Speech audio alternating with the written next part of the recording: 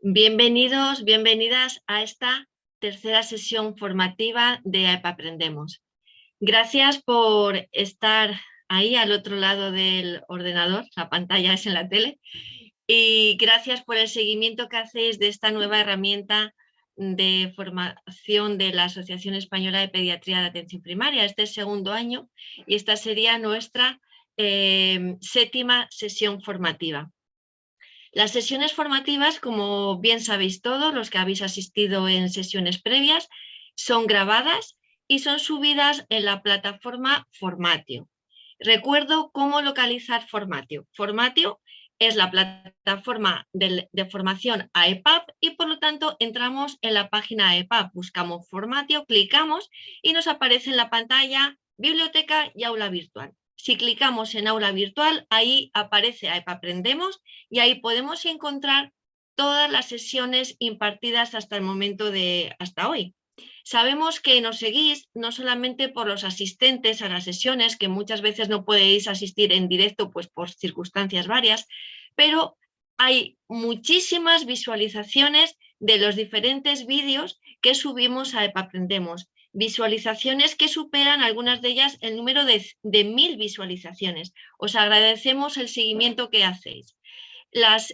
Otra de las características de estas sesiones es que son muy cortas, son ágiles, están dirigidas al pediatra de atención primaria específicamente, y la interacción con el moderador y con el ponente es a través del chat. Ahí podéis dejar las preguntas, escribir las preguntas, y en este caso, que voy a ser yo la moderadora, pues las dirigiré lo mejor posible, las enfocaré lo mejor posible a nuestra ponente. Antes de pasar a presentar la sesión y nuestra ponente, os quiero enviar una noticia, y es que aunque en principio están programadas 4 sesiones anuales, va a haber una sesión extraordinaria el 2 de noviembre que será coordinada por el nuevo grupo de vacunas AEPA. El tema creemos que merece la pena porque el título va a ser Actualización en nuevas vacunas frente a virus respiratorios sincitial y gripe. Y ya, sin restar más tiempo ni protagonismo a la sesión y a la ponente de hoy, pues ya sabéis que vamos a hablar del manejo de las inmunodeficiencias primarias por el pediatra de atención primaria. Y la ponente es nuestra querida doctora Rosa Albañil Ballesteros. Rosa la conocemos todos y todos la queremos, la apreciamos, no necesita presentación. Es ante todo pediatra de atención primaria en el Centro de Salud Cuzco, que está en Fuenlabrada. Allí es tutora también de residentes que tienen la suerte de formarse con ella, residentes de pediatría. Sabemos también que es la coordinadora del grupo de patología infecciosa, que coordina más de 30 miembros, y todos sabemos los frutos que da este grupo de revisiones bibliográficas, casos clínicos, sesiones, etc. Es también coordinadora de la guía B, que tiene miles y miles de visitas, no solamente en España, sino en gran parte de Latinoamérica, y forma parte de numerosos estudios dentro de la patología infecciosa de la pediatría de atención primaria y de becas que han ido ganando ella y su grupo. Ella no es una experta inmunóloga, pero tiene las habilidades y los conocimientos necesarios para saber lo que necesita un pediatra de atención primaria para el manejo de las inmunodeficiencias en atención primaria. Así que, Rosa, todo tuyo. Sabemos que eres la ponente más acertada y que seguro nos vas a decir solo lo que necesitamos saber. Bueno. Bienvenida, gracias, porque siempre nos dices que sí. Tu grupo siempre participa en las actividades formativas y para nosotros es un lujo poder oírte. Muchas gracias, Rosa. Bueno, gracias, Carmen. En primer lugar, gracias a EPAP y a Carmen, pues por confiar en mí para sacar adelante esta actividad. Gracias a todos los que estáis ahí y también a los que están haciendo posible la conexión. Lo primero que quiero deciros es insistir en que yo no soy una experta en inmuno, ni mucho menos, y que voy a contar pues cosas que parece que son básicas y que si de todas maneras queda alguna duda que no podamos, que no sepa yo resolver en este momento, nos la podéis pasar. Tenéis los correos, bueno, mi correo, por ejemplo, está en el grupo de patología infecciosa y en el grupo intentaremos dar respuesta a lo que planteéis. Y lo siguiente que os quería comentar es que no os pongáis nerviosos porque esta es una sesión muy larga, pero algunas diapositivas las pasaremos muy rápidamente y como va a quedar todo grabado y colgado, pues podéis verlo con más tranquilidad en cualquier momento. Y ya, sin más, empezamos con la sesión. A ver si me dan el ok y me dicen que todo se está viendo bien. ¿Vale? Bueno, entonces lo que vamos a hacer es, sobre todo, plantear en qué circunstancias cabe sospechar una insuficiencia que ahora ya ha cambiado el nombre. Las primarias, como habéis podido ver en el título, se llaman errores innatos de la inmunidad. En segundo lugar, veremos alguna orientación práctica, sobre todo para orientar su estudio y para hacer el seguimiento, y luego veremos si hay que pensar en algo más. Y vamos a hacerlo a partir de un caso independientemente del diagnóstico que luego vaya a tener este paciente. Esto es un niño que nace en 2015 y que durante el primer año de vida tiene 5 episodios infecciosos. 2 otitis medias agudas, una bronquitis, una bronquiolitis y un catarro de vía aérea. En el segundo año tiene 9 episodios, 2 bronquitis, 2 otitis, una diarrea, una neumonía, que cursa también con otitis, una herpangina, en el curso de la cual tiene una convulsión febril, otro síndrome febril y una mononucleosis infecciosa. Y en el tercer año de la vida tiene también 9 episodios. 2 abscesos perianales que están ahí con un asterisco, luego comentaré por qué. Tiene 3 episodios de fiebre, 2 de gastroenteritis, uno de ellos cursa con conjuntivitis y otitis media aguda, luego resultó aislarse en antígeno de adenovirus en heces, tiene una neumonía más y otra otitis media aguda. Fijaos que en realidad ha tenido 2 neumonías en... Bueno, este niño como antecedentes no se había escolarizado hasta los 2 años, es decir, los 2 primeros años de la vida en el curso de los cuales ya tuvo todas estas infecciones, pues no había estado escolarizado, no había tabaquismo pasivo y lo que podíamos resumir es que ha tenido infecciones sobre todo de vía respiratoria alta, pero 2 abscesos perianales, 2 neumonías en un año, infecciones herpéticas como la mononucleosis y que habían sido autolimitadas, tampoco habían tenido ninguna complicación y el crecimiento y el desarrollo del niño estaban afectados. Cuando nosotros tenemos un niño con infecciones frecuentes, tenemos que intentar encuadrarle en uno de estos 4 grupos. Se trata de un niño normal, se trata de un niño que podemos decir vamos a encuadrar en el espectro atopia, asma, sibilancias de repetición.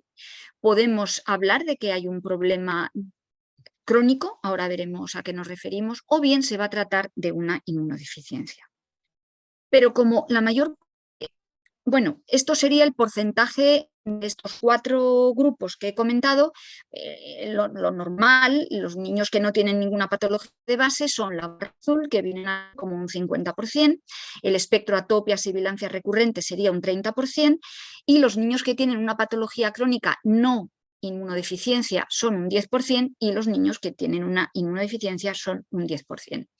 Luego, aparte, habría que considerar siempre también, que luego, si nos da tiempo, mencionaremos, los niños que tienen síndrome fiebre recurrente o periódica y no olvidar, no quiero decir que haya que entrar a fondo en el diagnóstico de síndrome de Munchausen, pero sí en un niño que se pone muchas veces malo, por decir así, se nos tiene que pasar por la cabeza la cuestión del Munchausen.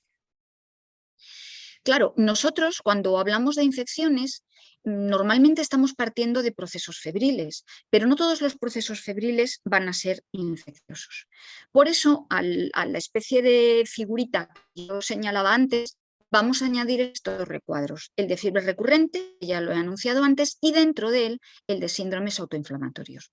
Si luego nos da tiempo, podemos hablar algo sobre esto, y si no, en la diapositiva está incluido al final, pues podéis verlo tranquilamente en casa.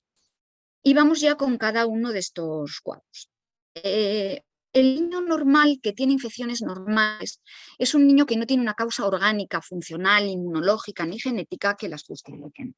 El motivo más frecuente es que esté frecuentemente expuesto a patógenos, bien porque esté escolarizado o lo estén sus hermanos, o porque haya un tabaquismo familiar, en definitiva porque haya factores de riesgo externos. Lo que van a padecer estos niños fundamentalmente van a ser procesos virales respiratorios que van a tener una buena evolución, bien espontánea, o con tratamientos habituales, sintomáticos y poco más. Perdón, porque no sé por qué se ha ido. Habitualmente estos niños tienen un periodo libre entre procesos, van a tener un crecimiento normal y si hiciéramos pruebas complementarias, que no es preciso hacer, serían normales. En cuanto al crecimiento normal, señalo un asterisco porque, claro, niños que tienen pues a lo mejor 9 o 10 procesos en temporada escolar, que no es todo el año, que son a lo mejor 8 meses, en estos episodios pierden el apetito, tosen, tienen fiebre, vomitan, pillan alguna que otra diarrea, pues a veces la curva ponderal se toca un poco.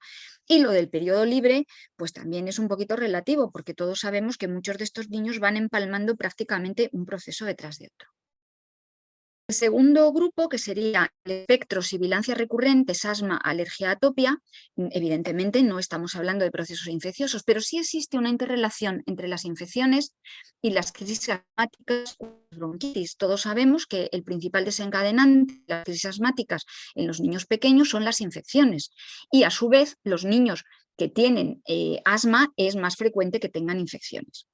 Por otro lado, para complicar un poco la cuestión, algunas inmunodeficiencias pueden asociar cuadros alérgicos y hasta es posible que tengan algún solapamiento analítico. Por ejemplo, el aumento de IgE, aunque vemos que eso también veremos que tiene unos límites.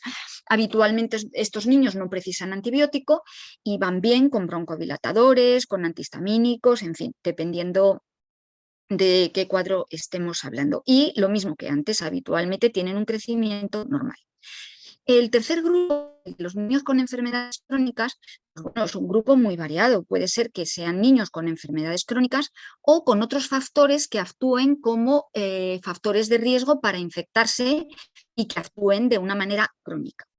Los hallazgos pues son muy variables, claro, depende de la causa, y estos niños sí que pueden tener afectado el crecimiento y desarrollo en función de la causa de base. ¿Y a qué enfermedades nos estamos refiriendo? Pues a los niños asmáticos, cardiópatas, a niños que tienen miopatía o que tienen encefalopatías hipóxico-isquémicas con una movilidad reducida, que eliminan mal secreciones. Por supuesto, si tienen una fibrosis quística o una enfermedad de cilio inmóvil. Y especialmente está ahí señalado drepanocitosis y diabetes porque estos niños son más susceptibles a la infección, pero es que realmente estos niños son inmunodeficientes. Estas patologías son en sí una inmunodeficiencia. Y en cuanto a los factores facilitadores de infección, pues son variadísimos, claro, desde niños que tienen un catéter o que tienen un fallo de barrera, que tienen fístulas al medio externo, a niños que tienen defectos anatómicos localizados, como puede ser un secuestro pulmonar o un cuerpo extraño o una adenopatía que esté comprimiendo un bronquio e impida un drenaje adecuado de secciones. Y también puede haber ahí factores exógenos, como niños que estén en un ambiente contaminado o que convivan con mascotas, o incluso que sean portadores de patógenos resistentes. Y ya vamos con el último grupo, propiamente dicho, el que corresponde a inmunodeficiencia. Bueno, esto sería un resumen de lo que hemos dicho, grupos, por verlo muy resumidito todo. Y aquí un poquito como con el color que nos tiene que alertar a lo que es más de alerta. Bueno, pues hablamos de inmunodeficiencia con una afectación tanto cuantitativa como cualitativa, luego comentaré, de cualquier componente del sistema inmune. Las primarias son más frecuentes las secundarias, que no vamos a tratar hoy más que mencionar nada, dos cosas. Secundarias son más frecuentes y son más frecuentemente afectan a la línea celular de los linfocitos T. Las primarias no son frecuentes, aunque, bueno, no son frecuentes si excluimos el déficit de IgA, porque el déficit de IgA en sí mismo es 1 cada 500 pacientes, entonces ya no podemos decir que no sean frecuentes. Pero bueno, el otro grupo, excluyendo el déficit de IgA, el grupo de inmunodeficiencias no son enfermedades frecuentes, aunque sí es cierto que pueden estar infradiagnosticadas, y también hay que tener en cuenta, y esto lo repetiremos más veces, que estos pacientes, los pacientes inmunodeficientes, tienen una mayor susceptibilidad para presentar enfermedades malignas y autoinmunes. Fijaos en la figura, en la gráfica de la izquierda, la de las barras horizontales, cómo ha aumentado el diagnóstico, no solo el diagnóstico, sino el número de defectos genéticos asociados o que tienen que ver con la inmunidad. Fijaos cómo está aumentando la descripción de estos defectos desde la década de los 80 hasta el año 21, ha aumentado tremendamente. Y esto, si lo vemos pues por patología, en la figura de la derecha, en esta gráfica, pues se muestra en colores lo que afecta a cada defecto concreto. Bueno, a cada grupo de defecto concreto. Bueno, esto es lo que comentábamos. Dentro de las inmunodeficiencias primarias o errores innatos de la inmunidad, las más frecuentes son las que afectan a la célula B, son la mayoría, más del 50%, y alguna afecta a la célula T, deficiencia de fagocitos y del complemento 10 y 5 respectivamente, y combinadas B y T un 15%. ¿Qué nos hace sospechar o qué nos debe hacer sospechar inmunodeficiencia? Pues nos tienen que llamar la atención las infecciones, o bien por su número, por su duración, por su gravedad, por las complicaciones que originan, porque sean difíciles de tratar, porque estén producidas por un patógeno inusual o porque tengan una localización atípica, o bien porque asocien enfermedades autoinmunitarias o neoplásicas. No se ve muy bien aquí, pero fijaos que el número está puesto con una letra un poquito más pequeña que lo demás. Eso es porque realmente el número no es el dato que más nos tiene que alarmar. Por lo que hemos dicho antes, los niños escolarizados, y cuanto más pequeños sean, pues más lo vemos, tienen muchísimos episodios que pueden ser hasta 10 al año, con una duración que luego me pararé también aquí un poquito, no es de una semana, puede ser muchísimo más larga. Y entonces el número no debe ser lo que más nos va a llamar la atención, lo que nos tenga que llamar la atención. Estos procesos, sobre todo, no nos tienen que llamar la atención si además son pues, infecciones de vía alta, otitis o gastroenteritis. ¿De verdad la guardia influye? Pues claro, influye. Esto es un estudio publicado, ahí tenéis la referencia, y veis cómo las bronquitis, las bronquiolitis, las faringitis víricas, las otitis media, pues son mucho más frecuentes en el grupo de niños que van a la guardería. Y eso es así, y estos niños consumen más corticoides, consumen más broncodilatadores, consumen más antibióticos, consumen, se ingresan más veces y también consultan más veces.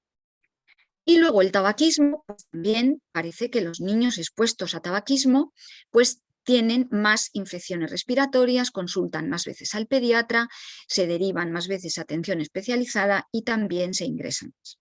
Y esto es a lo que me refería de cuánto dura un catarro. Pues esto es un estudio que hace seguimiento de catarros hasta los 10 días. Y a los 10 días paran el seguimiento, no es que se acabe la duración del catarro. A los 10 días paran. Y cuando paran, a los 10 días, resulta que aún un 70% de pacientes tiene algún síntoma catarral.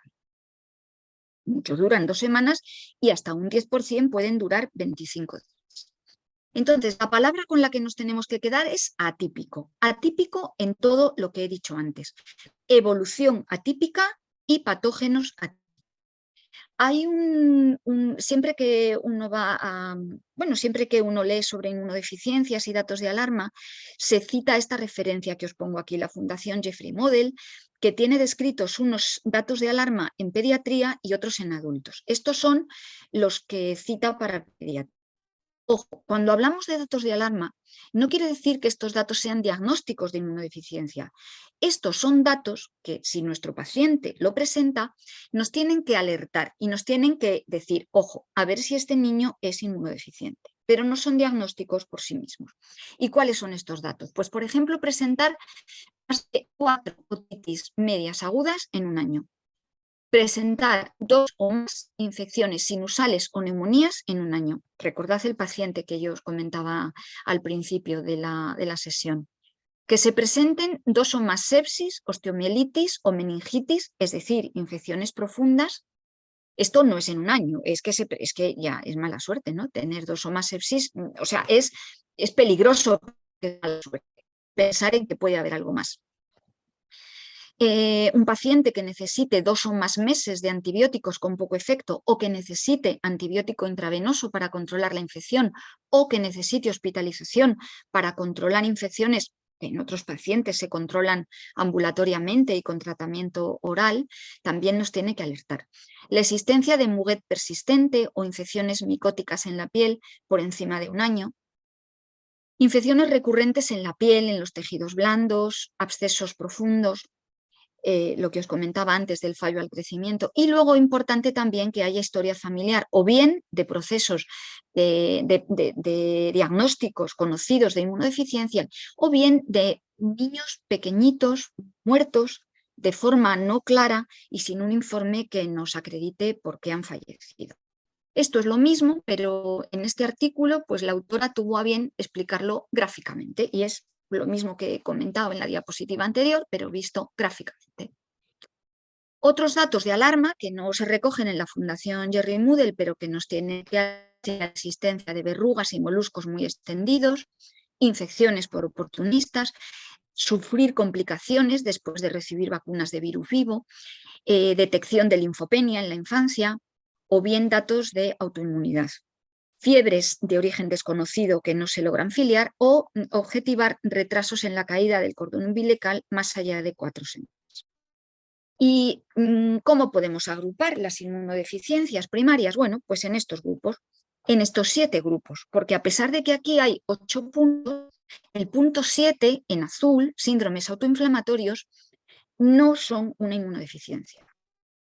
Entonces, podemos hablar de inmunodeficiencia combinada, tanto celular como humoral, ambas a la vez, deficiencias de anticuerpos, que sería solo humoral, de célula B, síndromes bien definidos, luego veremos a qué corresponde esto, enfermedades por disregulación inmune, defectos congénitos de los fagocitos, de la inmunidad innata y defectos del complemento. Y he visto también otra clasificación que a su vez agrupa algunos de estos fallos en defectos de inmunidad adaptativa o de inmunidad innata y deja aparte las enfermedades por disregulación, que son esas que están ahí puestas en acrónimo. Bueno, si luego lo queréis ver con tranquilidad, la equivalencia de cada uno pues está señalada con líneas. Y que hay dentro de cada uno de estos grupos, porque claro, dentro de por ejemplo, síndromes con ID, pues síndromes de inmunodeficiencia serían todos estos que aquí están en el punto 3. Deficiencias de anticuerpos, humoral, bueno, pues todo esto y mucho más. Estas 2 citas que pongo aquí son 2 verdaderas guías telefónicas, o sea, esto no, yo creo que no hay que consultarlo, porque lo que está aquí recogido son infinidad de cuadros de inmunodeficiencia, o sea, de defectos de inmunodeficiencia catalogados. Eso sí, están catalogados de forma muy esquemática y en ellos se explica en qué consiste cada cuadro, cuál es la deficiencia, con qué cursan. Entonces me parece muy útil, sobre todo, saber que existen por si tú tienes un niño con el defecto de la translocación del gen no sé qué, no sé cuánto. Bueno, ¿y eso qué significa? Pues te vas ahí y te lo explican bien. Además, esto está actualizado, esta es una actualización de este año, pero periódicamente lo van actualizando. ¿Con qué tipo de infecciones tenemos que sospechar inmunodeficiencia? Bueno, pues muy a grandes rasgos, esto sería la disfunción humoral, cuando hay un fallo en los linfos T, se van a producir infecciones recurrentes sinopulmonares de senos y de pulmón por bacterias encapsuladas, como pueden ser hemófilus tipo B, bueno, u otros hemófilus, pero no notipables, y por neumococo. La disfunción de células T es una catástrofe inmunológica y los niños se enferman de todo, con virus, con hongos, con protozoos. Cuando hay infecciones cutáneas de repetición y de hongos, pues habría que pensar en una disfunción de neutrófilos o en un síndrome hiper IgE, infecciones recurrentes por Neisseria, alteración de los últimos factores del complemento, defectos también de leucocitos cuando hay algún tipo de infección viral recurrente sin una gran respuesta inflamatoria, pero esto es como muy general. Si nosotros vemos grupo por grupo, pues vamos a repasar un poquito lo que puede pasar en cada uno. Defectos de linfocitos B, pues ya lo he comentado, bacterias encapsuladas, pero ojo, también gastroenteritis por patógenos gastrointestinales, y también infecciones por enterovirus. Linfos T, la línea celular, lo que os comentaba, esto es una catástrofe, se puede ver de todo, se pueden ver virus, se pueden ver bacterias, se pueden ver hongos, patógenos oportunistas, porque además hay que tener en cuenta que cuando la línea la línea T, los linfos T no funcionan bien, esto interfiere con el desarrollo de una buena inmunidad humoral. O sea, para fabricar anticuerpos, para que las células B fabriquen anticuerpos, necesitan integridad de la línea T. Y si la línea T no funciona, malamente se van a elaborar anticuerpos. Por lo tanto, esto es todo. Aquí podemos ver de todo. Defectos combinados, pues lo que he comentado. Defectos de granulocitos, bacterias y hongos.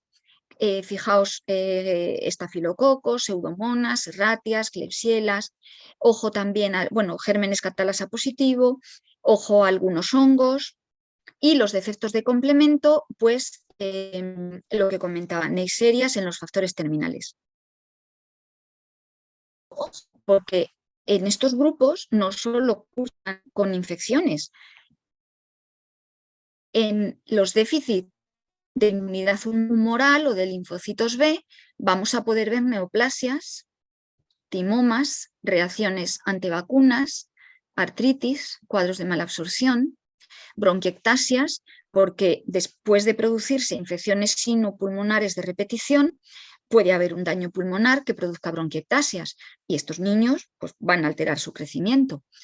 Los linfos T, diarrea crónica, candidiasis mucocutánea, eczemas severos. Yo he oído comentar a Jesús Ruiz Contreras, que sabéis que ese sí que es un experto en inmunodeficiencias de niños, de adultos y de todo, que ojo, cuando vemos eczemas importantes, eczemas atópicos, dermatitis atópicas de las que vemos a diario en niños menores de 3 meses. Ese niño puede tener un defecto de la inmunidad celular. Yo no sé, a ver, yo no voy a decir nada, no voy a puntualizar nada, algo que diga Ruiz Contreras, pero no sé, a lo mejor sí que vemos algún eczemilla pequeño en un niño algo menor de 3 meses, pero desde luego cuanto más pequeño sea el niño o más generalizado sea el eczema, más pensar en un problema con la línea celular, con los linfos T. Diarreas, más diarreas en los defectos combinados, RAS, alteración del crecimiento. Defectos de granulocitos, fijaos, como estos niños lo que hacen es que cuando tienen una infección, hacen como granulomas en torno a la infección y estos granulomas pueden causar obstrucción en tracto gastrointestinal o genitourinario. Y luego los defectos del complemento, pues los defectos de factores avanzados, enfermedades sinopulmonares y meningitis, artritis, etcétera, y también alteraciones lupus-like, bueno, pues lupus-like. Y también se puede ver angioedema. lo mismo, esto igual, lo único que es un poquito más alguna alteración de alguno de los síndromes que comenté antes, de los síndromes específicos, y por eso he dejado la diapositiva. Y bueno, estos son las infecciones que han tenido los niños antes de ser diagnosticados. Pues fijaos, sinusitis, bronquitis, neumonías, otitis, diarreas, artritis. Bueno, lo de todos los días, pero atípico. Recordad la palabra. Atípicos, rebeldes, que se tratan más, que recurren otra vez. Bueno, esto es lo mismo que comentaba.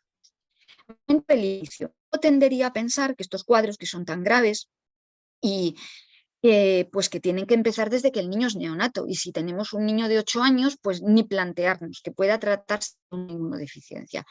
Esto es un error. Primero porque podemos estar ante una inmunodeficiencia secundaria, que eso va a empezar no cuando el niño nazca, evidentemente, sino en el momento en el que se produzca la causa frente a la cual es secundaria. Y eso por un lado. Y por otro lado, porque algunas infecciones no empiezan de neonato, empiezan más tarde. En primer lugar, porque durante los primeros meses, bueno, aquí se ve la edad al diagnóstico, pues fijaos, un grupo muy apreciable se diagnostica entre el 1 y 5 años, y un grupo muy apreciable también entre los 18 y los 39, y entre los 40 y los 64. Claro, probablemente estas son las personas que se diagnostican cuando estudian bronquiectasias producidas por déficits humorales.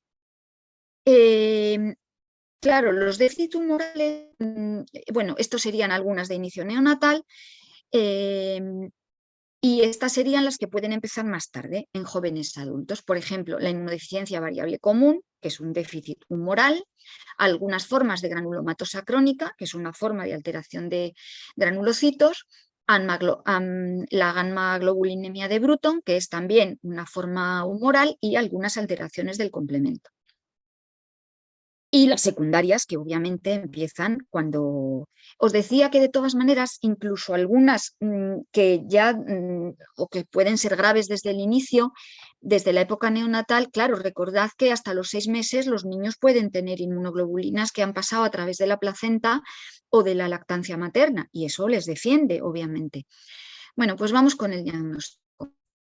El diagnóstico, y por lo que os comentaba antes, con unos antecedentes familiares exhaustivos, pues si han muerto niños pequeños, si hay diagnósticos conocidos, si en la familia hay gente que siempre esté, que tenga algún tipo de neoplasia o que siempre esté infectada, por supuesto si hay consanguinidad o pertenecen a la misma etnia, pues más grave.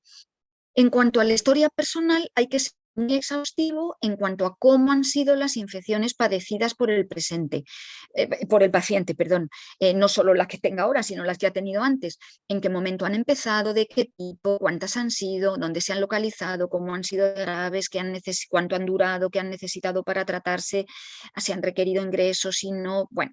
También si han tenido reacciones frente a vacunas, si han presentado alguna situación de anafilaxia ante recepción de hemoderivados. Luego, bueno, pues algunos niños, ya hemos hablado, lo veremos más en la exploración física, los que tienen un síndrome concreto, pues podemos encontrar datos correspondientes al síndrome. En la secundaria, pues lógicamente datos que correspondan a secundaria, y luego hay que tener en cuenta que si estos niños han recibido inmunoglobulinas o hemoderivados, que las han podido recibir porque, por lo que sea, pues por ejemplo porque hayan tenido un Kawasaki y se les hayan aplicado, o para prevenir, yo qué sé, una infección, pues pueden interferir con el diagnóstico, claro, no son suyas, son inmunoglobulinas que tienen en ese momento pero que las han recibido. Exploración. Pues hay que explorar el tejido linfoide, que puede estar tanto presente como ausente. Hay algunas que cursan con ausencia no solo de adenopatías, sino de amígdalas, y hay otras que por el contrario pueden tener adenopatías y hepatoesplenomegalia. Luego podemos tener también adenitis supurada o secuelas de infecciones previas, por ejemplo, de adenitis supuradas.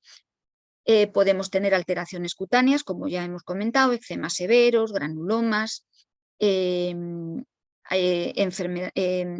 RAS tipo lupus-like, etc. si el niño se ha visto afectado con el crecimiento, pues podemos ver que tenga malas curvas, y los rasgos dismórficos que lógicamente ya corresponden a cada cuadro. Pues si es una ataxia telangiectasia, tendrá ataxia, tendrá telangiectasia; si es un Wiskott-Aldrich, pues tendrá petequias, en fin, el Dillor, pues que cada uno tiene unos rasgos específicos. Claro, estos cuadros tan graves, tan rarísimos, tan de alteraciones genéticas, ¿qué podemos hacer?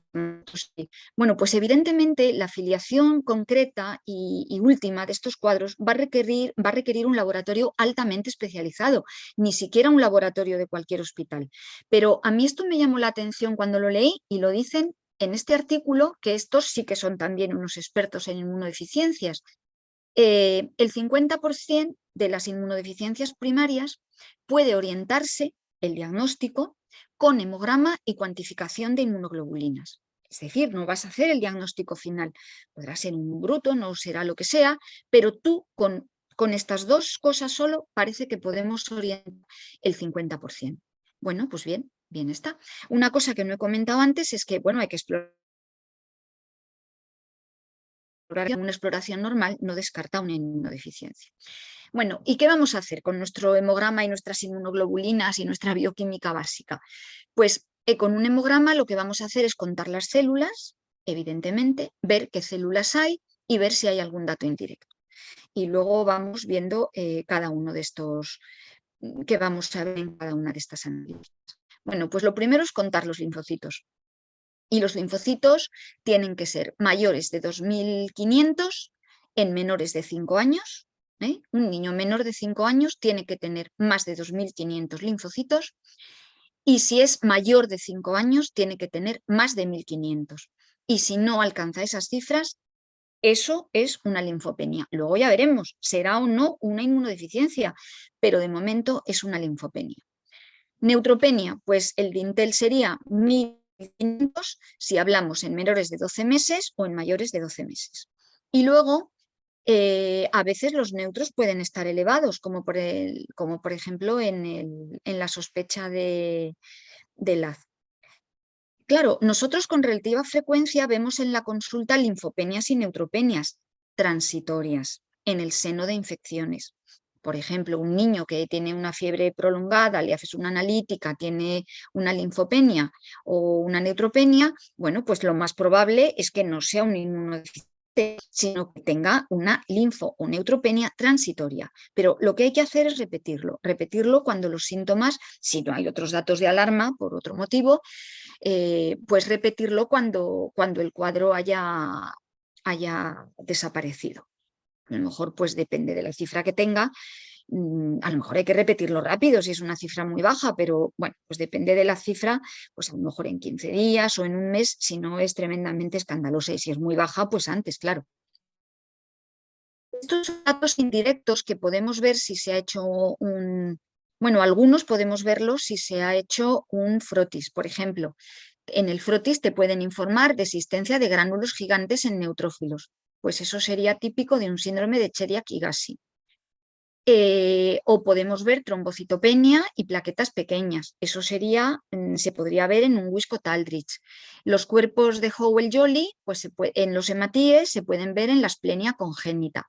Luego, si hay un cuadro de inflamación crónica, podemos ver trombocitosis, eosinofilia, tanto en enfermedades alérgicas como en alguna inmunodeficiencia, y bueno, la drepanocitosis, pues un cuadro. Ojo a los avisos en el frotis, que a veces eso, pues yo no me fijo, pues lo ves así y no... Bueno, pues esto nos puede dar información. Y vamos con las inmunoglobulinas. Bueno, pues esto además ha debido cambiar el número hace poco, porque ahora al mirarlo he tenido que cambiar dos cifras. Nosotros pedimos unas inmunoglobulinas. Os adelanto que lo que pedimos sería, lo que debemos pedir es IgG, IgA e IgM. No debemos pedir IgD, que no tiene nada que ver con estos cuadros. Y tampoco deberíamos pedir IgE, aunque bueno, si la pedimos, luego dos palabras para la IgE. La IgG debemos tener una IgG por encima de 300. Y si no es por encima de 300, podríamos estar ante una inmunodeficiencia. ¿No? Luego vemos por qué no. Que la suma de IgG, IgM e IgA sea menor de 500 también nos debería alertar. O bien que hubiera una ausencia completa de IgM o IgA tras la infancia. ¿Eso qué quiere decir? Pues, por ejemplo, para hacer el diagnóstico de IgA no lo debemos hacer en niños menores de 4 años. Y lo que decía antes de que con una IgG menor de 300 podemos estar ante una inmunodeficiencia o no, pues sería porque hay hipogammaglobulinemias transitorias de la infancia, que serían en menores de 2 años, pero que por lo demás que no tienen ningún síntoma. Sí que en un niño que ya tiene más de 2 años y presenta una hipogamma, ya sí que habría que descartar una inmunodeficiencia variable común, aunque el niño no tuviera síntomas. Y siempre nos tenemos que fiar también de los valores de referencia del laboratorio y de la edad, que varía con la edad. Y siempre descartar cuadros de hipoproteinemia, ahora lo veremos. Estos eran las palabras de la IgE. Una IgE por encima de 200 te orientaría más a una situación, perdón, bueno, a una situación, como veíamos antes, del espectro asma, alergia, eczema, mientras que una IgE mayor de 2000 apuntaría más a un síndrome hiper-IgE, que eso sí que es una inmunodeficiencia. ¿Y cuándo cuantificar subclases de IgG? Pues no de entrada, solo cuando ya hayamos constatado que el paciente tiene una disminución de IgG total o con una disminución de IgA o que esté con unos valores muy límites o que por algún motivo se le haya valorado una respuesta de anticuerpos tras la vacunación y haya sido deficiente. A ver, es posible que al decir yo esto os haya liado, porque bueno, ¿y por qué si tiene esto tenemos que descartar una incidencia variable común? ¿Y esto qué es? Bueno, está claro que cuando nosotros ya hemos detectado algún fallo en alguno de estos niveles, el niño ya hay que hacerle un estudio de inmunidad completo y yo creo que lo tiene que hacer ya un laboratorio especializado, no nosotros. ¿Y qué podemos esperar de una bioquímica? Bueno, pues también en una bioquímica podemos tener algún dato. La bioquímica de sangre y de orina. Pues porque, por ejemplo, algunos de estos síndromes complejos que asocian otras cosas, como el de George, pues pueden cursar con hipocalcemia. Pero es que además hay cuadros que pueden tener, puede haber, a ver, las gamma-globulinas, a fin de cuentas, son proteínas. Si el niño tiene un déficit proteico, bien por malnutrición o por un síndrome pierde proteínas, pues tampoco va a poder fabricar inmunoglobulinas en unas cifras adecuadas. Y luego estudios de imagen, bueno, pues lo único que nos van a orientar es a ver si hay o no y a ver si en la placa de tórax pudiera haber neumopatía intersticial o bronquiectasias, que tampoco es la prueba de elección para detectarlas, pero bueno, secuelas de infecciones previas. Luego esto es un poquito a caballo entre analítica de primer nivel o de segundo nivel. Pedir las subclases de linfocitos, pedir subpoblaciones de linfocitos. Si el laboratorio que tenemos lo puede hacer, pues podemos pedirlo y, bueno, valorar los rangos. Pero puede ser complejo, identificar estos rangos, porque puede haber algún problema.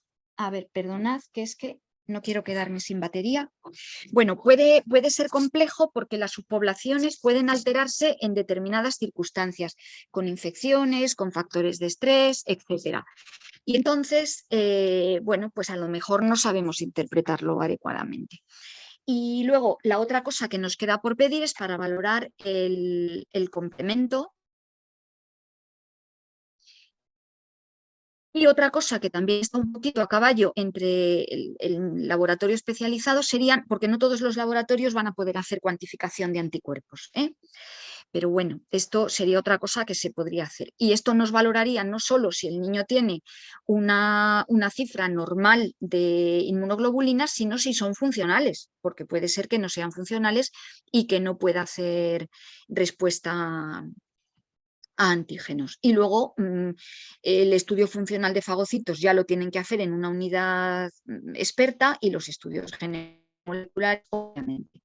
Bueno, pues aquí retomamos a nuestro paciente con sus infecciones, con sus no antecedentes de factores externos, y este niño se le hizo un hemograma con una cifra de leucos normal, con una cifra de neutros normal y con una cifra de linfos normal, porque es mayor de 2.500 en menor de 5 años, habíamos dicho.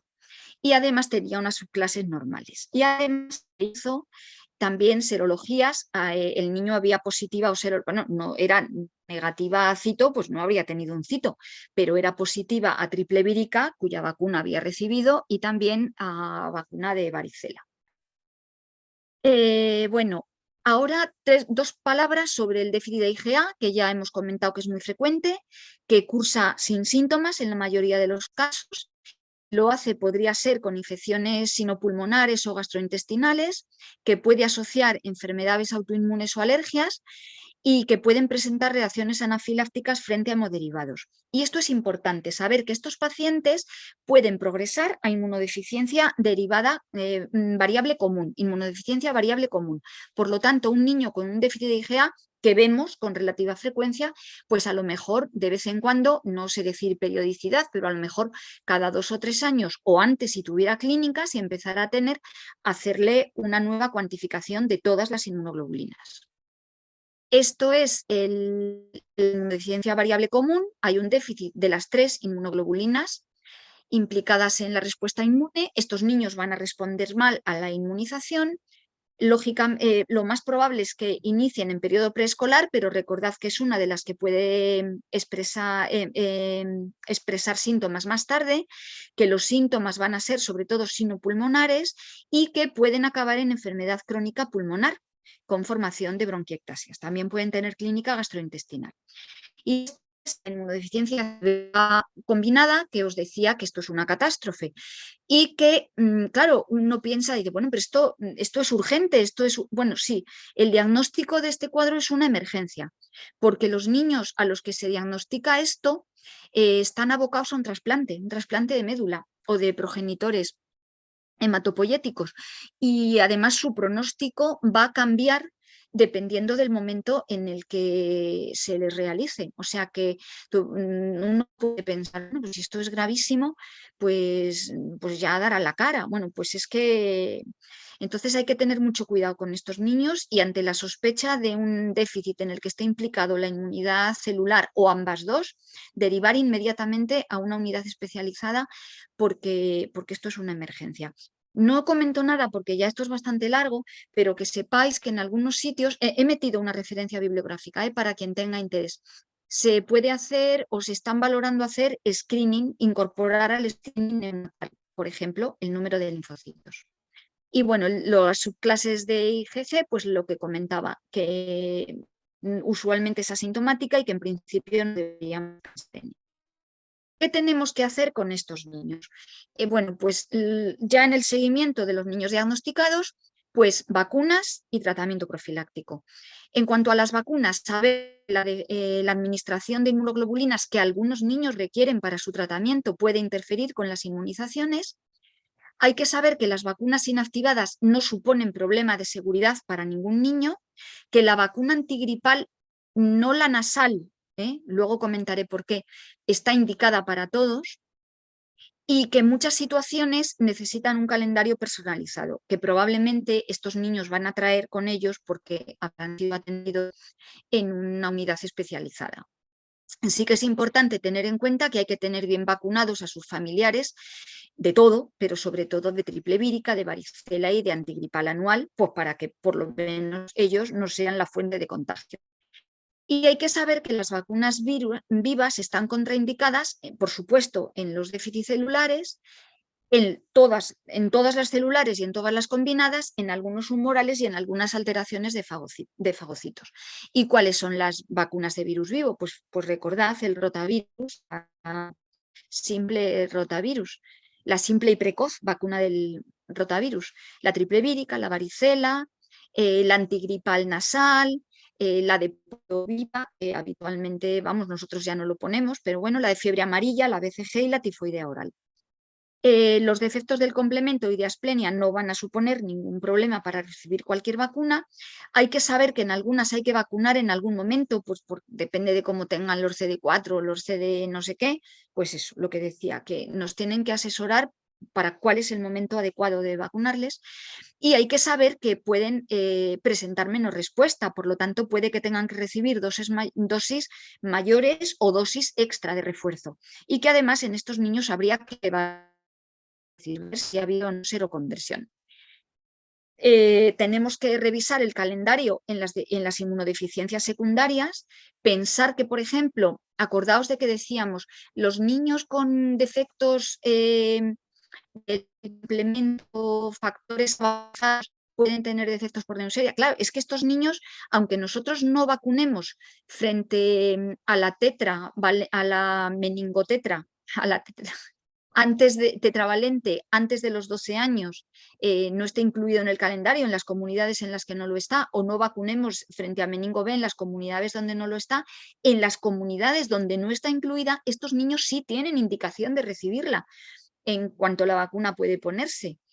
O sea que recordad que tenemos que acordarnos de estas vacunas.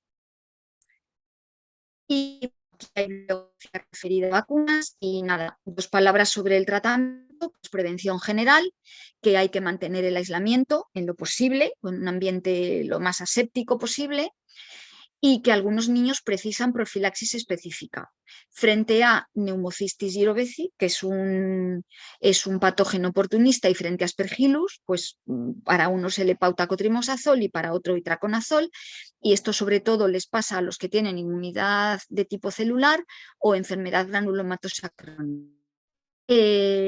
Algunos niños van a tener que recibir tratamiento sustitutivo con inmunoglobulinas mensuales si se ponen intravenosas para mantener unos niveles que les defiendan. Estos, los que tienen déficit humoral, y algunos niños van a requerir trasplante. Y luego, pues, terapia génica o interferón o citoquinas, pues, donde y cómo corresponda. Hay que saber también que hay que tener cuidado con las transfusiones de estos niños. Y luego, muy importante, hacer control de la función pulmonar, sobre todo en los niños que tienen déficit humorales o en los que tienen combinados. La conclusión de esta sesión sería que la mayoría de los niños que presentan infecciones frecuentes son niños normales, que no tienen un problema de base, y que hay otros motivos diferentes a la inmunodeficiencia que facilitan la infección frecuente. Recordad que no todas las inmunodeficiencias, aunque sean innatas o congénitas, van a aparecer en los primeros meses de la vida, que también hay susceptibilidad aumentada a enfermedades autoinmunes y neoplásicas, y que con un hemograma y unas inmunoglobulinas y una bioquímica probablemente vamos a poder orientar algo, y que ante la duda, y aunque todo sea normal, si el niño no va bien, si seguimos con las, hay que consultar a un experto. ¿Vale? Y luego, esto era lo que decía de los autoinflamatorios, que ni lo voy a mencionar, y aquí está la bibliografía, y ya aprovecho un poquito para, sobre todo, recomendaros que os suscribáis al blog de nuestro grupo, que es una cosa buena, bonita y barata y gratis. O sea que, y nada, esto es todo. Ya pues un poco lo que a vuestra disposición, que si no lo sabemos ahora, pues procuramos buscar la respuesta. Gracias. Gracias, Rosa. Una maravilla de presentación. Sobre todo, yo creo que nos has estructurado un poquito la cabeza para cuándo sospechar y cómo diagnosticar y qué pedir y cómo tratar en el caso de que sea necesario. Muchísimas gracias. Yo ya tengo ahora aquí en la cabeza el arbolito, el algoritmo con los 4 colores y que me tengo que plantear cuando llegue un niño con muchísimas infecciones. Me ha llamado un tema, ahora pasaremos a las preguntas que han dejado en el chat, pero me ha llamado la atención, yo creo que es por fallo mío, ¿no? Cada uno se da cuenta cuando presencia una sesión en qué cosas falla y qué cosas que tiene que mejorar. Que ante una diarrea crónica enseguida hacemos estudio nutricional, pedimos los anticuerpos antitransglutaminasa, a nadie se nos pasa, pero no siempre pedimos unas inmunoglobulinas. Ya has dicho que es una de las causas, ¿no?, de caso de disminución de la Sí, línea celular, me parece, ¿no? O sí, sea, sí, de la línea humoral, los linfos B. los ve, vale. Los linfos B. O sea, pues algo que tendríamos que tener en mente, ¿no?, presente, a partir de Sí, ahora, por lo sí, menos. sí, sí, sí, efectivamente, sí. Sí, sí, tenerlo en cuenta. Las diarreas y tener en cuenta también que ahí puede que se encuentren patógenos que no son muy frecuentes o que en otros niños no causan patología, pero que en un niño inmunodeficiente puede causarla. Pues a lo mejor el Cryptosporidium mm, en un niño sano, sanísimo, claro que si está sano, sanísimo, pues ¿por qué le pides un copro? Pero bueno, que tener en cuenta que puedes encontrarte un germen no habitual. Entonces, con una diarrea recurrente, repetida, o en la que se aísle un copro, pues que te llame un poquito la atención, pues a lo mejor hay que hacer eso. Unas inmunoglobulinas de entrada, tampoco meterse en muchísimos más berenjenales, pero... Mm. Muy bien. Nos dice Verónica, que trabaja en la Dirección Asistencial Sureste de Madrid, que cómo se puede pedir un frotis en sangre periférica. Le ha contestado otro compañero, pero yo creo que el otro compañero trabaja en otra área, porque dice, en los laboratorios de hematología, le ha contestado José María Vilanova, diciendo que lo suelen hacer de forma habitual si hay alteraciones que ellos ven en los hematíes, en la morfología de los hematíes o los leucocitos. Pero en el caso de Madrid, ¿cómo lo podéis pedir? ¿Qué es lo que pregunta Verónica? Pues a ver, es que eso puede que hasta dependa de cada área, y de cada hospital de referencia, pero vamos, yo creo, a ver, si tú tienes interés en pedir un frotis, yo creo que deberías hablar con el laboratorio y decir, oye, ¿cómo hacemos para que hagas el frotis? ¿Le pinchamos en el centro y lo podéis ver o preferís que os lo mandemos y le pincháis allí o tal? A mí es que me llegan muchos frotis y no los pido. Yo creo que al menos la conclusión que yo tengo es que en mi laboratorio de referencia, que es el Severo Ochoa de Leganés, si salta una alarma en la máquina de hemogramas, vamos a decirlo así, hacen un frotis. Yo tengo, Porque sí, perdón, sí, yo tengo esa sí, misma, sí. yo trabajo en Toledo y tengo esa misma sensación, porque a mí también me llegan resultados de frotis y yo tampoco les he pedido. Yo creo que cuando ven alguna, como decía el compañero, ¿no?, José María Vilanova, que cuando el hematólogo o el dispositivo, la máquina, salta una alarma, lo hace directamente el hematólogo, yo Mm, creo. Mm. sí, sí, sí. Oh, Mira, estoy yo también mirando el chat y veo aquí una pregunta que dice, em, ¿qué cifra de IgA se considera déficit en lactante de un año? Vamos a ver, en la primera referencia bibliográfica es un documento que hicieron unas compañeras de nuestro grupo en el que vienen valores por edades, pero te da un poco igual, porque un lactante menor de un año, ¿de qué estamos hablando? ¿De un niño que tiene solo un déficit de IgA? Si solo tiene un déficit de IgA, tranquila, ya se lo repetirás más adelante si el resto de inmunoglobulinas son normales. Tenga lo que tenga, aunque tenga menos de 7, que yo cuando yo los déficits que tengo de IgA, a mí me los han informado como menores de 7. O sea, algo pues que debe ser como el mínimo. Entonces, lo único que tienes que tener en cuenta es que si en ese niño por algo te interesa hacer una celíaca, pues los IgA no los pidas IgA, pide IgG o pide los dos, porque obviamente es incapaz de positivar aquello de lo que no tiene materia prima. Entonces, pero vamos, yo se lo repetiría más adelante. Y ya he dicho que el diagnóstico de déficit de IgA solo puede hacerse a partir de los 4 años. Que eso. otra cosa es que este niño tenga también una IgG baja y una IgM baja, en cuyo caso ya tales. Pero vamos, en ese documento están las tablas, ¿eh? Y lo puedes ver o lo puedes pedir en tu laboratorio. Vale. Y Y quizá luego lo pueda, de la IgA secreto, eso es. sí, Te la iba a leer yo sí, ahora mismo. pues a ver, Adelante. ya, no, la IgA secretora yo no me planteo pedirla nunca. No sé si hago bien o mal, pero yo no me planteo, no me lo planteo, no me lo he planteado nunca.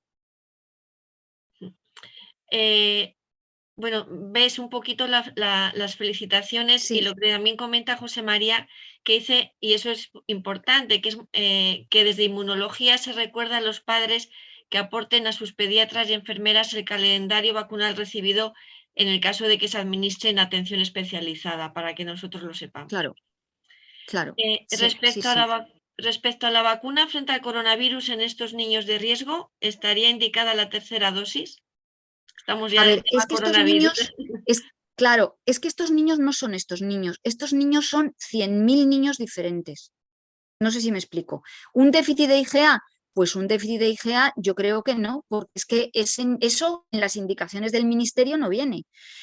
Un niño que tiene un Bruton, una inmunodeficiencia combinada, es que eso es otra cosa y además se lo van a decir en su hospital de referencia. O sea, eso, no hay un niño solo, quiero decir, hay tantas situaciones posibles que en todo caso documento del ministerio o de la comunidad con las indicaciones de tratamiento, perdón, de tratamiento, con las indicaciones de Vacunación. tercera dosis de COVID, Ujú. claro. Muy bien. Marisol Costa te pregunta, ¿la vacuna de rotavirus estaría contraindicada en hermanos o en niños convivientes de pacientes con algún tipo de inmunodeficiencia? Perdona, ¿la vacuna de qué? De rotavirus. Marisol Costa, quizá la puedes leer tú Ah, la pregunta. pues contraindicada en hermanitos. Pues te digo lo mismo, depende de qué niños, pero yo a lo mejor, pues yo a lo mejor la evitaría. A lo mejor, pero no te lo digo diciendo seguro que se la evitaría, pero a lo mejor sí, porque, a ver, el rotavirus es una vacuna, la vacuna frente a rotavirus es muy buena, al niño va a evitar mucha morbilidad, puede que le evite ingresos, pero en fin, tampoco es una vacuna frente a un meningococo. No sé si me explico, no tiene la Efectivamente, gravedad. Entonces, o efectivamente.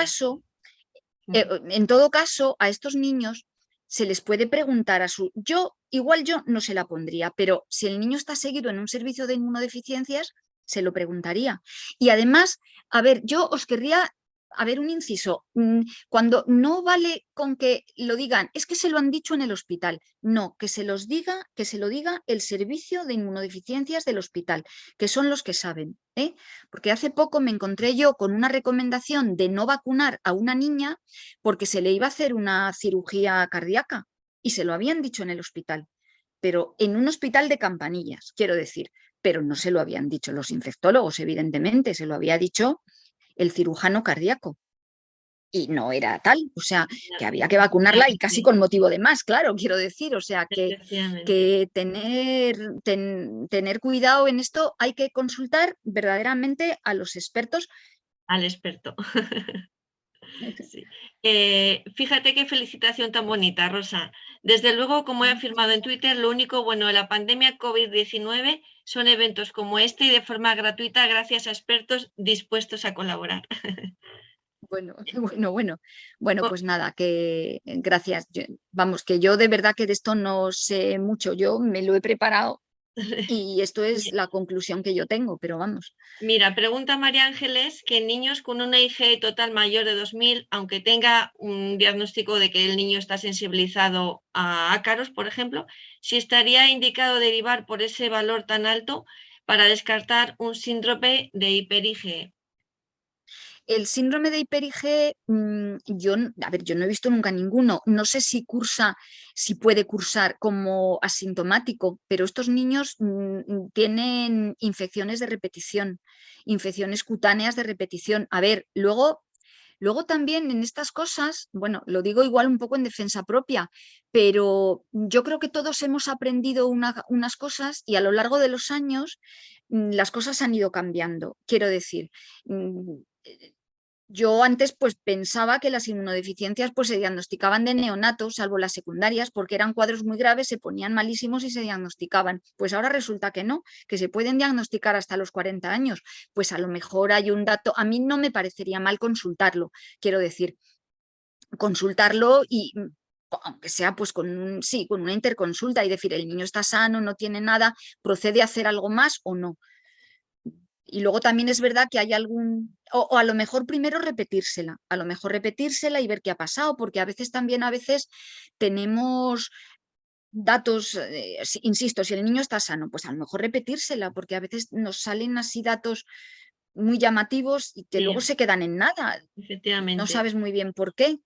Sí, Ocurre con las eosinofilias altísimas, que sí, bueno, igual, ¿no? sí, sí. Entonces, no despreciar, yo diría que no despreciar lo alterado, no decir esto no será nada, no, habrá que ver si eso no es, pero tampoco decir, bueno, verás tú, o sea, pues repetirlo y ver un poco. Mira, contesta un pediatra de Madrid, Juancho García, que dice que en atención primaria de Madrid, en el petitorio de analítica pones Froti en la lupa del buscador de petición y te sale ya el apartado de hematología, por lo menos en la Pues, dirección asistencial noreste.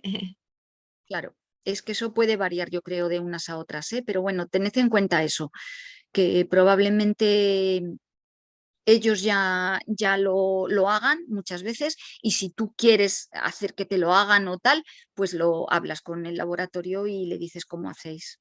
Mira, nos dice Rocío que en respuesta nos ayuda a responder la vacuna sobre la vacunación o Sí, no de eso estoy viendo, rotavirus. sí, sí, sí, sí. Dice que según el CAF no hay problema en Ah, pues vacunar rotavirus fenomenal, pues en ya está. convivientes siempre que se haga una higiene adecuada de manos y que el hermano con inmunodeficiencia no toque el pañal. Perfecto. Pues Pues, mira, pues eso, pues ya está. Si eso se tenemos puede respuesta. asegurar, pues fenomenal. eh, Muy bien, claro. gracias, Rocío. ¿Qué hacemos con una caída tardía del cordón? Por ejemplo, 20 días, un mes. El mes le he añadido Pues yo. esto puede ser un defecto de leucos, puede pues hacer una analítica de entrada y consultar. Yo también consultaría.